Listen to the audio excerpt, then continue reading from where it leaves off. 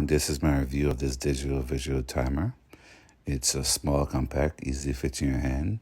It's rechargeable, doesn't use batteries. You charge here with a USB-C port, and on this side you have to adjust your brightness and volume. On the top you have two dials, one for hour and the other for minutes, and they're clickable as well. And you have a kickstand in the back. It also has a magnetic back to it, so you can stick it on anything metal.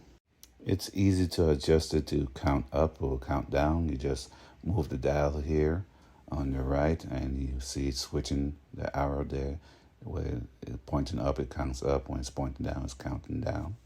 It can count up and down a total of 10 hours.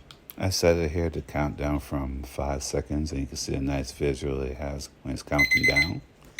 And you can hear the alarm going off there. To shut the alarm off, just click either the top buttons or it'll go off automatically in about 1 minute. Now let me show you it counting up. And to stop the timer, just click the top button as well, either side.